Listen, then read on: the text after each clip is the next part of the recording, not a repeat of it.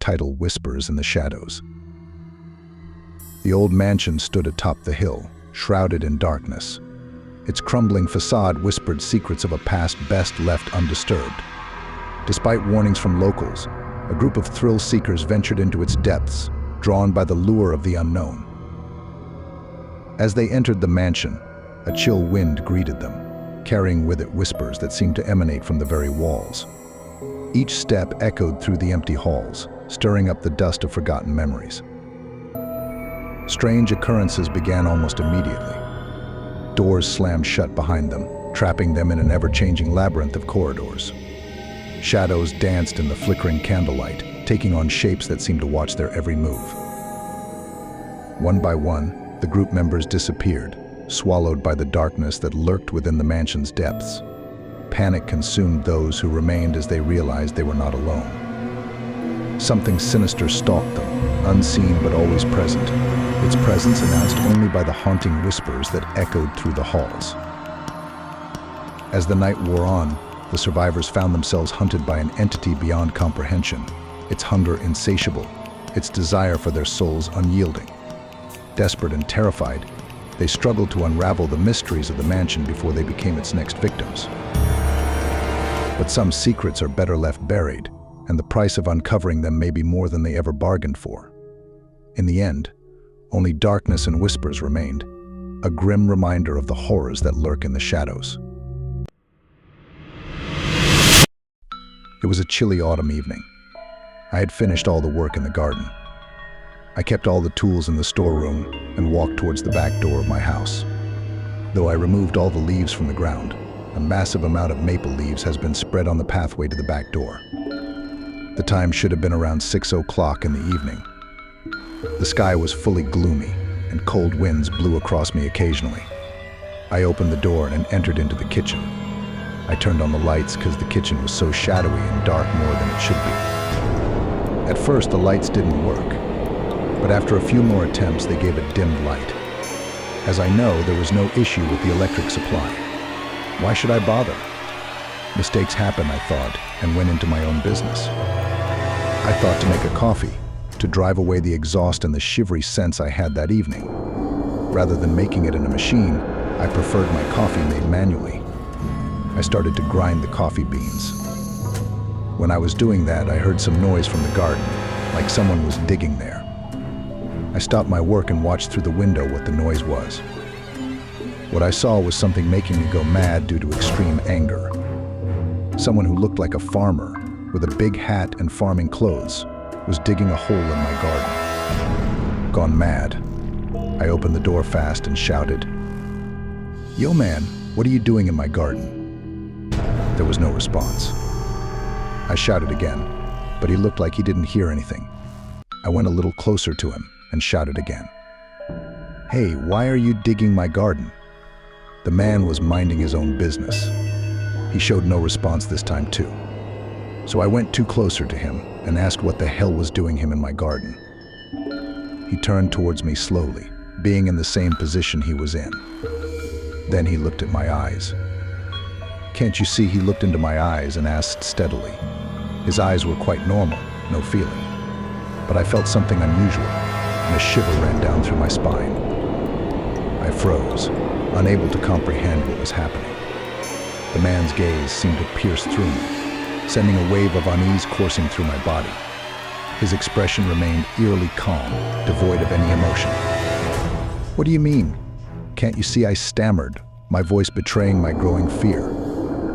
The man's lips curled into a faint smile, sending a chill down my spine. "You'll see soon enough," he said cryptically before returning his attention to the hole he was digging. I took a step back, my heart pounding in my chest. Something was deeply wrong about this encounter, and every instinct screamed at me to run. But a morbid curiosity held me in place, compelling me to stay and uncover the truth. With trembling hands, I reached for my phone to call the authorities, but to my horror, I found that it was dead. Panic surged within me as I realized I was completely cut off from the outside world. Summoning every ounce of courage, I took a tentative step forward.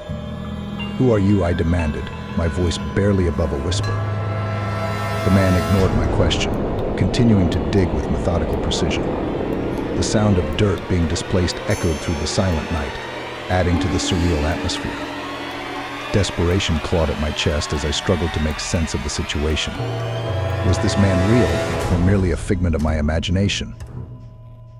And what was he digging for in my garden? Before I could gather my wits, the man suddenly stopped digging and stood upright, his gaze fixed on something behind me. A cold dread washed over me as I turned to see what had captured his attention. Standing at the edge of the garden was a shadowy figure, its form indistinct yet undeniably menacing. A primal fear gripped me as I realized that whatever lurked in the darkness was far more terrifying than the man before me. With a sense of impending doom, I knew that I had stumbled upon something beyond my understanding, and as the night stretched on, I would come to regret ever setting foot in my garden on that fateful autumn evening. Title: Whispers in the Night. It was a dark and stormy night, the kind that sends shivers down your spine and makes you question every creak and groan of the old house. I found myself alone, the rest of my family away for the weekend, leaving me to fend for myself in the eerie solitude of our secluded home. As the clock struck midnight, the howling wind rattled the windows, casting ominous shadows that danced across the walls. I tried to shake off the feeling of unease creeping over me as I made my way to bed, determined to ignore the unsettling atmosphere. But sleep eluded me, each creak of the floorboards echoing through the silent house like a sinister whisper. Tossing and turning, I couldn't shake the feeling of being watched, as if unseen eyes lingered just beyond the edge of darkness. Suddenly, a sharp rap at the front door shattered the stillness, causing my heart to leap into my throat. Who could possibly be out in the middle of the night, especially in this treacherous weather? Reluctantly, I crept downstairs, my footsteps echoing in the empty hallway. With trembling hands, I reached for the door handle, hesitating for the first swing. To my horror, there was no one there. Only the howling wind greeted me, whipping rain against the porch in a frenzy of chaos. I scanned the darkness, searching for any sign of life, but the night remained eerily silent. To my horror, there was no one there. Only the howling wind greeted me, whipping rain against the porch in a frenzy of chaos. I scanned the darkness, searching for any sign of life, but the night remained eerily silent. To my horror, there was no one there. Only the howling wind greeted me, whipping rain against the porch in a frenzy of chaos. I scanned the darkness, searching for any sign of life, but the night remained eerily silent. Shaken but determined to dismiss it as a trick of the imagination, I closed the door and returned to the sanctuary of my room. But as I climbed back into bed, a sense of dread settled over me like a suffocating blanket.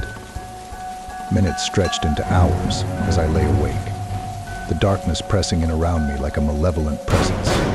Just when I thought I couldn't bear it any longer, I heard it a soft whisper, barely audible above the howling wind.